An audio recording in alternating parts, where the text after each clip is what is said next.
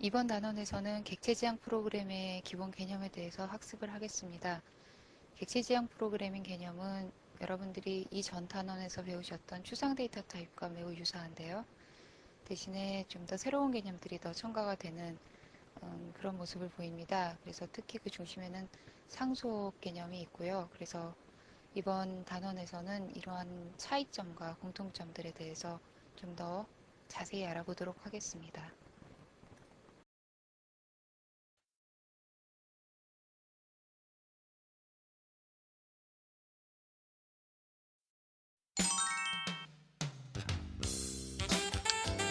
다시 한번 생각해 보세요. 틀렸습니다. 정답은 다음과 같습니다.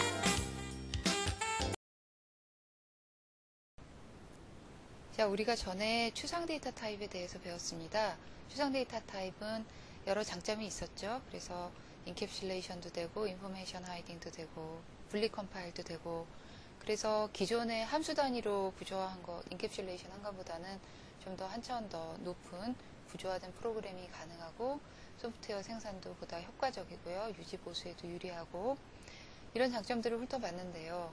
그러나 재사용성이 여전히 또 좋지 않다는 생각이 또 들죠. 왜냐하면은 우리가 점점 컴퓨터 쪽 발전이 되면서 소프트웨어 사이즈가 커지는 양상을 보이고, 따라서 그럴 때 이제 개발 시간 단축이라든지 유지 보수가 유리해질 수 있는 방향, 이런 것들을 생각하다 보니 아직은 미흡하다, 이런 뜻이고요. 실세계에서 자주 등장되는 특히나 상하의 관계 표현이 굉장히 절실하고, 그래서 이런 것들은 이제 집어넣은 어떤 새로운 개념이 필요하지 않을까, 이렇게 궁리들을 했습니다. 추상 데이터 타입은 평면적으로 대등한 관계를 갖고 있습니다. 다시 말해서 추상 데이터 타입 A와 추상 데이터 타입 B는 서로 어떤 유기적인 관계를 맺고 있지는 않습니다. 하지만 이렇게 캡슐화된 단위가 많아짐에 따라서 이것들의 유기적인 관계도 또 필요하게 되는 것이죠. 그래서 재사용성이 좀 더 좋고 실제 세계를 더 잘 표현할 수 있는 개념을 생각하게 되었습니다. 자, 그렇다면 이에 대한 대안으로 나온 객체지향 개념에 대해서 살펴보시도록 하겠습니다. 먼저 추상 데이터 타입과 비슷한 점과 밑에 네모는 다른 점을 나타내고 있는데요. 비슷한 점을 먼저 보시게 되면은 캡슐화라는 그 자체는 굉장히 유사합니다. 그래서 객체지향 개념 쪽으로 왔을 때 추상 데이터 타입 자체를 클래스라고 하고, 클래스에 속하는 각 객체를 객체라고 부르고, 그래서 객체지향 개념이죠. 그리고 해당 클래스에 이 객체가 속한다 했을 때 그 객체를 그 클래스에 대한 인스턴스, 사례라고 합니다. 그리고 객체에 대해서 그 캡슐화가 되어 있기 때문에 그 내에 연산들, 즉 부 프로그램들이 들어가 있을 텐데요. 그것들을 우리가 메소드라고 여기서부터 부르게 됩니다. 그래서 메소드는 인터페이스를 나타내는 헤더 선언과 구현으로 이렇게 나뉘어지기 때문에 우리가 앞서서 추상 데이터 타입에서 말한 그 캡슐화 기능을 그대로 가지고 있게 됩니다. 단 추상 데이터 타입과 다른 점이 있는데요. 다른 점이 있으니까 이제 이렇게 새로운 챕터에서 배우는 건데요. 그 중에서 상속과 다형성과 그 밖의 것, 이렇게 세 가지로 나누어서 배우게 되겠습니다. 자, 객체지향 개념을 실제로 프로그래밍에서 만날 때 가장 여러분들이 쉽게, 그러니까 가장 처음 접할 수 있는 부분이 타입 부분이 될 것 같습니다. 타입은 이제 여러분들이 잘 아시다시피 어떤 데이터 값들의 그룹이고요. 그리고 연산을 어떤 연산을 지원해야 되는지에 대한 것도 내포하고 있고, 그런 것들이 타입이죠. 근데 똑같은 것을 클래스도 할 수 있습니다. 그래서 실세계의 대상도 표현하고, 따라서 공간의 효율적 사용이나 타입 검사 같은 것도 지원할 수 있는 기능이 있게 됩니다.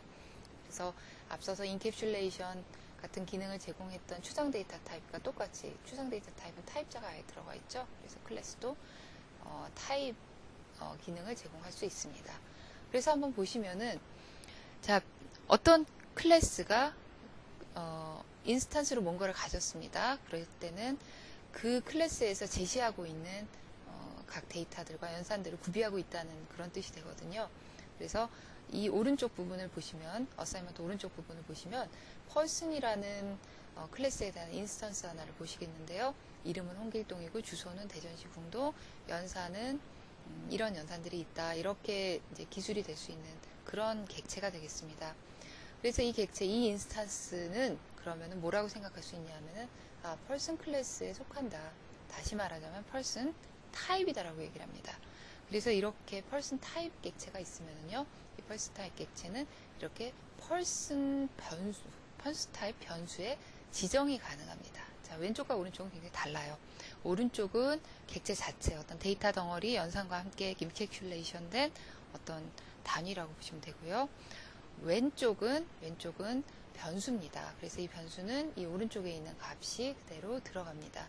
그래서 일반적으로는 이 전체 값이 들어가는 것보다는 이 전체 값을 나타내는 id가 있어서 이 id가 이 p에 들어가는 어사인되는 이런 모습을 많이 지니고 있죠. 전체 데이터 값이 이렇게 카피가 되는 것도 물론 있습니다. C++에서는 볼 수 있는 개념입니다. 객체 지향 프로그래밍에서의 클래스는 추상 데이터 타입과 굉장히 유사했습니다. 인캡슐레이션이나 그 자체를 또 타입으로 본다는 것, 이런 것들은 유사한데요. 다른 점이 있습니다. 그래서 상속이나 다양성 같은 것들이 다르다고 언급을 했었고, 지금 여기서는 상속에 대해서 알아보도록 하겠습니다. 상속은 두 개의 클래스가 가지는 부모-자식 관계라고 지금 표현을 했는데요.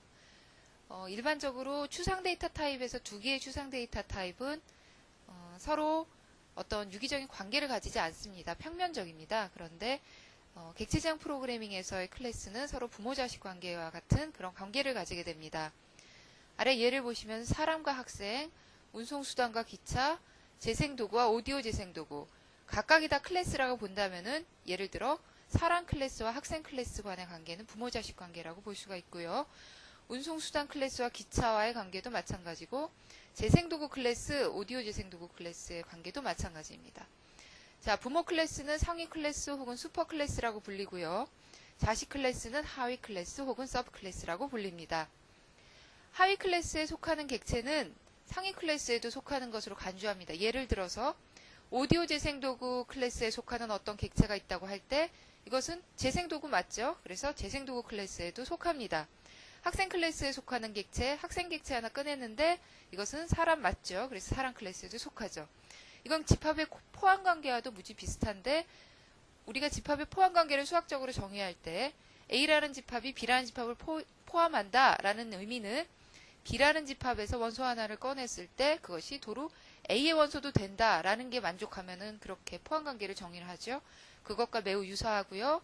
또 실세계에 많이 내재가 되어 있기 때문에 이것이 그대로 프로그램 자체에 넘어오게 되면은 유지 보수라든지 개발 시간 단축이라는 면에서 굉장히 유리한 점이 있게 됩니다. 자, 이번에는 상속과 재사용성에 대해서 알아보도록 하겠습니다. 상속을 하고 서브 클래스와 슈퍼 클래스 관계를 만들어 놓으면 항상 좋다. 그럼 뭐가 좋을까를 생각해 보면은 그 중에 하나가 재사용성입니다. 그래서 하위 클래스를 정의할 때 상위 클래스를 그대로 재사용하면서, 그 정의를 재사용하면서 거기다가 적절한 추가적인 작업을 더 한다면은 실제로 어떤 새로운 클래스를 만들 때 기존의 적당한 클래스로부터 상속받아서 개발을 하기 때문에 이 알파 부분만 개발을 하기 때문에 개발 시간이 많이 단축된다는 그런 장점을 가지고 있습니다. 그래서 상위 클래스의 모든 데이터 선언과 모든 메소드를 이어받고요. 그 다음에는 추가적인 데이터 선언과 메소드를 더 가질 수 있는 것, 이것이 바로 하위 클래스 정의라 할 수 있겠습니다. 예를 들어 사람 클래스가 이미 있다고 가정했으면은 거기에 학번과 학점을 넣어서 학생 클래스를 새로 만들 수가 있게 됩니다. 사람 클래스가 이미 가지고 있는 주민번호라든지 이름이라든지 이런 것들은 굳이 새로 구현할 필요가 없게 됩니다. 자, 새로운 클래스를 만들 때 상위 클래스의 내용을 완전히 모르더라도, 다시 말해서 상위 클래스에서 어떻게 구현했는지 모르더라도 그대로 상속받아 내가 학번 학점을 더 추가할 수가 있겠습니다. 그리고 개발을 레고 조립처럼 상위 클래스에서 이미 만들어진 것에다 학번 학점을 끼워 넣어서 학생을 만들기 때문에 컴포넌트화 하기가 상당히 유리해서 개발 속도라든지 유지 보수 속도가 또 향상되게 됩니다. 자, 이번에는 상속과 상하위 타입에 관한 내용을 알아보도록 하겠습니다. 우리가 클래스가, 객체 지향 프로그래밍에서의 클래스가 어떤 하나의 타입 단위가 된다는 건 이미 알고 있습니다. 타입이라는 건 뭐냐 하면은 특정한 그 데이터 원소들의 집합을 얘기를 하는데요. 집합과 그 연산의 집합 이렇게 얘기하는데요. 이게 클래스 하나의 단위가 그런 타입 단위를 이룬다는 건 굉장히 자연스럽다고 앞서서 말을 한 바가 있는데 상하이 타입과는 그럼 어떤 연관이 있을까 알아보도록 하겠습니다. 우리가 상속을 해서 상위 클래스, 하위 클래스가 생기면은 하위 클래스 객체는 무조건 상위 클래스 객체의 또 원소가 된다. 이런 얘기를 앞서서 했습니다. 마치 집합관계와 같다고 했죠. 그런데 타입이라는 것 자체가 일종의 집합이거든요. 원소의 집합. 그래서 우리는 상하이 클래스에 대해서 상하이 타입을 매핑을 할 수가 있습니다. 자, 하위 타입 객체는 상위 타입 객체가 수행하는 모든 연산을 지원하고 상위 타입 객체를 기대하는 모든 위치에서 사용 가능하도록 상하이 타입을 정의합니다. 그리고 클래스의 상속을요. 상위 클래스, 하위 클래스를 여기서 상위 타입과 하위 타입으로 매핑을 한다면은 우리가 원하는 것과 똑같은 결과를 얻을 수가 있습니다. 자, 그래서 스튜던트는 펄슨의 하위 타입으로 설정이 가능하죠. 그래서 클래스의 상속의 재사용성은 상하이 타입과 유사한데요. 자, 하위 클래스의 데이터 구조가 하고 메소드가 상위 클래스의 데이터 구조와 메소드를 모두 가지고 있기 때문에 이것은 상하이 타입이라고 볼 수가 있다라는 정리가 여기 나와 있습니다. 상위 클래스 타입의 변수가 하위 클래스의 객체를 가질 수 있는데요. 예를 들어서 이 펄슨 P라는 이 변수는요. 타입이 펄슨 타입입니다. 그런데 오른쪽에 객체를 보시면은요. 오른쪽에 나타나는 이 객체는 스튜던트라는 클래스에 속하는 객체입니다. 이 객체는 이름은 홍길동, 주소는 대전시 궁동, 학번은 이렇고 학점은 이렇고 연산은 이렇게 정리가 됐습니다. 자, 그러면은 이 오른쪽에 있는 부분, 이 객체가 펄슨 P라는 펄슨 타입의 변수에 저장이 될 수 있다라는 게 바로 상하이 타입의 기본 논리입니다. 그래서 앞서서 타입과 클래스의 관계를 얘기할 때 양쪽 다 펄슨 타입이면은 이 연산에서 오류가 없다라고 얘기를 했었는데요. 오른쪽은 스튜던트 타입이고 왼쪽은 펄슨 타입임에도 불구하고 이 지정은 이 어사인먼트는 오류가 없습니다. 서로 클래스가 달라도 왜냐하면은 하나의 스튜던트는 무조건 펄슨이기 때문이죠. 그래서 하나의 스튜던트 객체는 펄슨 타입의 데이터처럼 행동을 할 수가 있게 됩니다. 왜냐하면은 이름이나 주소 같은 것들을 다 가지고 있기 때문이죠. 자, 그래서 앞서서 얘기했던 것처럼 상위 타입의 객체가 수행하는 모든 연산을 지원하면은 그 타입에 속한다고 얘기할 수가 있기 때문에 이 연산은 바람직합니다. 하지만 역으로는 안 됩니다. 예를 들어 스튜던트 타입의 변수가 여기 있을 때 펄슨 타입의 객체가 오른쪽에 있다. 그렇게 되는 경우는 펄슨 타입의 객체가 스튜던트 타입 변수에 어사인 되고 나서 아무 생각 없이 그 변수를 스튜던트 타입 변수에다가 학번을 달라라고 그런 연산을 줬을 때는 펄슨 타입의 객체에서 할 수 있는 일이 아무것도 없습니다. 그래서 런타임에 오류가 나기 때문에 이때는 타입 체킹을 해서 잡아줘야 됩니다.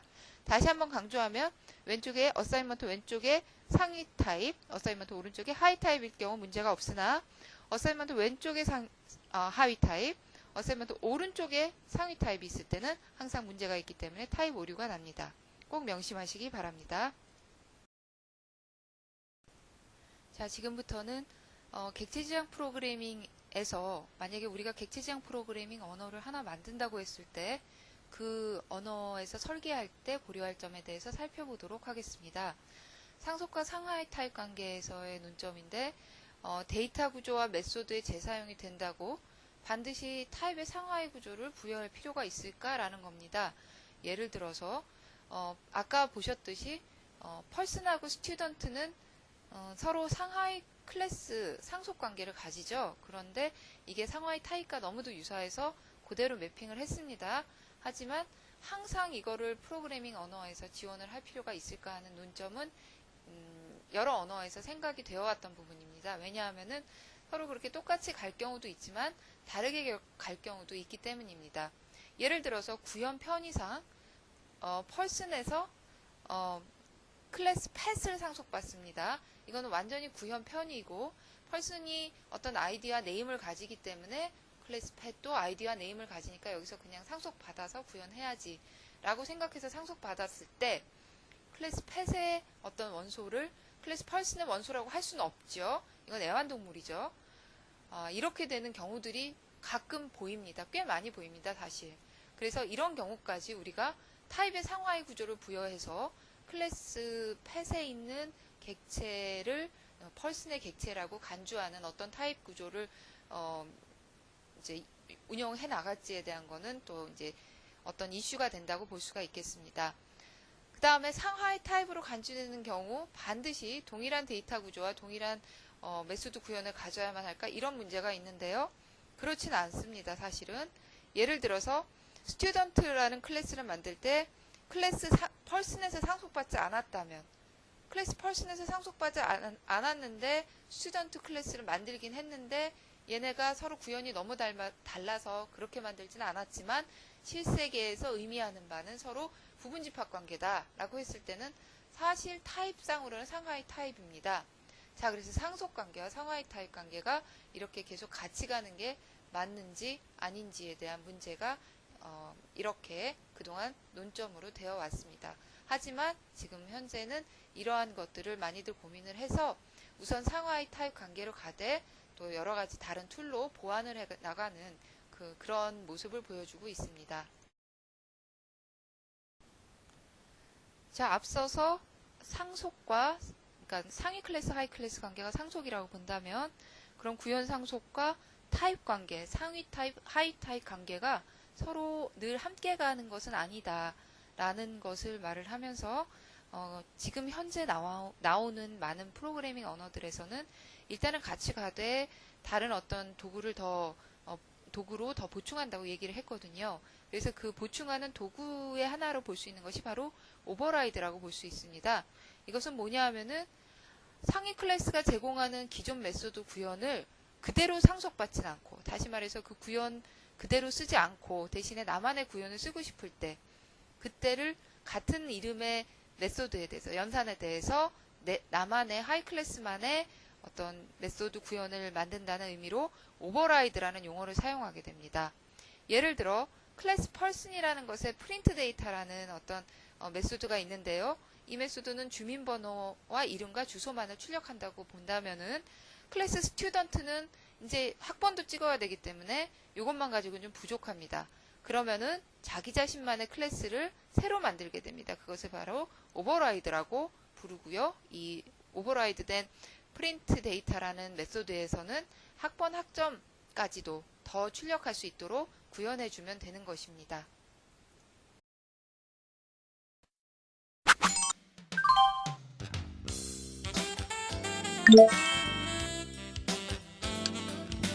다시 한번 생각해 보세요. 틀렸습니다.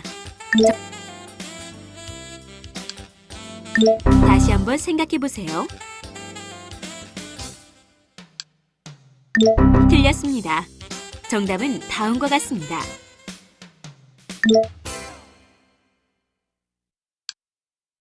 다시 한번 생각해 보세요.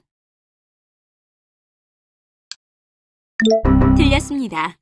정답은 다음과 같습니다.